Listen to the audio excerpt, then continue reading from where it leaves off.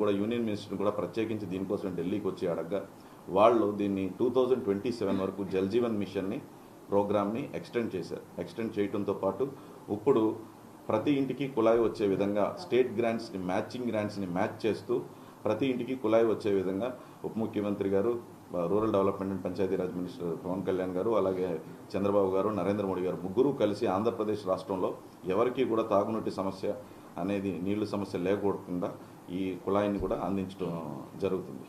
అలాగే మీ అందరికీ తెలుసు, ఈ గ్రామ సభలు రాష్ట్ర టర్మ్లో పంచాయతీ అనేది ఎంత తుంగలోకి తొక్కేశారనేది మీ అందరికీ తెలిసింది. ఒక్కరిని పట్టించుకోకుండా పంచాయతీరాజ్ వ్యవస్థనే సర్వనాశనం చేసేసి వాళ్ళ దగ్గర ఒక్క నిధులు కూడా ఇవ్వకుండా వాళ్ళ దగ్గర నుంచి డబ్బులు తీసేసుకుని పంచాయతీలని అంటే మౌలిక సదుపాయాలు కూడా లేకుండా పంచాయతీలను అన్నింటినీ సర్వనాశనం చేసేసారు.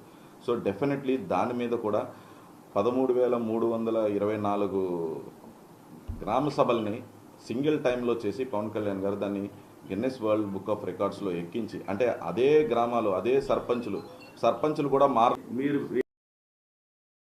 పరిశ్రమలు పెట్టినట్లయితే మీరు ఆ స్కీమ్ని ఎక్స్టెండ్ చేయాలని చెప్పి కోరగా జలశక్తి మినిస్టర్ని కూడా యూనియన్ మినిస్టర్ని కూడా ప్రత్యేకించి దీనికోసం ఢిల్లీకి వచ్చి అడగగా వాళ్ళు దీన్ని 2027 వరకు జల్ జీవన్ మిషన్ని ప్రోగ్రామ్ని ఎక్స్టెండ్ చేశారు. ఎక్స్టెండ్ చేయడంతో పాటు ఇప్పుడు ప్రతి ఇంటికి కుళాయి వచ్చే విధంగా స్టేట్ గ్రాంట్స్ని మ్యాచింగ్ గ్రాంట్స్ని మ్యాచ్ చేస్తూ ప్రతి ఇంటికి కుళాయి వచ్చే విధంగా ఉప ముఖ్యమంత్రి గారు, rural development and Panchayati Raj minister Pawan Kalyan గారు, అలాగే చంద్రబాబు గారు, నరేంద్ర మోడీ గారు ముగ్గురు కలిసి ఆంధ్రప్రదేశ్ రాష్ట్రంలో ఎవరికి కూడా తాగునీటి సమస్య అనేది నీళ్లు సమస్య లేకుండా ఈ కుళాయిని కూడా అందించడం జరుగుతుంది. అలాగే మీ అందరికీ తెలుసు, ఈ గ్రామ సభలు రాష్ట్ర టర్మ్లో పంచాయతీ అనేది ఎంత తుంగలోకి తొక్కేశారనేది మీ అందరికీ తెలిసింది. ఒక్కరిని పట్టించుకోకుండా పంచాయతీరాజ్ వ్యవస్థనే సర్వనాశనం చేసేసి వాళ్ళ దగ్గర ఒక్క నిధులు కూడా ఇవ్వకుండా వాళ్ళ దగ్గర నుంచి డబ్బులు తీసేసుకుని పంచాయతీలని అంటే మౌలిక సదుపాయాలు కూడా లేకుండా పంచాయతీలను అన్నింటినీ సర్వనాశనం చేసేసారు. సో డెఫినెట్లీ దాని మీద కూడా 13,324 గ్రామ సభల్ని సింగిల్ టైంలో చేసి పవన్ కళ్యాణ్ గారు దాన్ని గిన్నెస్ వరల్డ్ బుక్ ఆఫ్ రికార్డ్స్లో ఎక్కించి, అంటే అదే గ్రామాలు అదే సర్పంచులు కూడా మారలేదు. అంటే పార్టీలకు అతీతంగా ప్రజలకు ఉపయోగపడాలి, అంటే గ్రామాల అభివృద్ధి చెందాలి.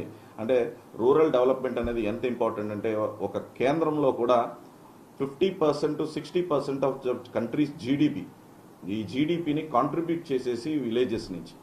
సో ఈ విలేజెస్ నుంచి వచ్చే అంటే దేశం నడవటానికే ఇంత మూల కారణమైన ఈ పంచాయతీ వ్యవస్థలను కూడా వీళ్ళ తొక్కేయడంతో పవన్ కళ్యాణ్ గారు దాన్ని ఇమీడియట్లీ అంటే పార్టీలకు అతీతంగా ఎవరు సర్పంచులు ఉన్నా సరే, వైసీపీ పార్టీ సర్పంచ్లే ఎక్కువ ఉన్నా సరే మన ప్రజలు కష్టపడకూడదని చెప్పి ఆ పంచాయతీరాజ్ వ్యవస్థలన్నింటినీ కూడా గిన్నెస్ బుక్ ఆఫ్ వరల్డ్ రికార్డ్స్లోకి ఎక్కించి సుమారు 4,500 కోట్ల రూపాయలతో ఇమీడియట్లీ సేమ్ డే మొత్తం రాష్ట్ర వ్యాప్తంగా కూడా సీసీ రోడ్లని లేకపోతే MGNREGS ప్రోగ్రామ్స్ అన్నీ కూడా చేయటం జరిగింది. అలాగే గోశాలలు కట్టించడం జరుగుతుంది ప్రజలకు ఉపయోగపడేలాగా.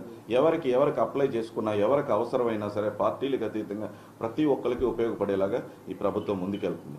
అలాగే 6 lakh జాబ్స్ని ఎంప్లాయ్మెంట్ విధాన్ని సృష్టించే విధంగా పెట్టుబడులు తీసుకొస్తున్నాం. గ్రాడ్యుయేట్స్ అందరూ కూడా రానున్న రోజుల్లో రాష్ట్రం అభివృద్ధి చెందే రోజుల్లో డెఫినెట్లీ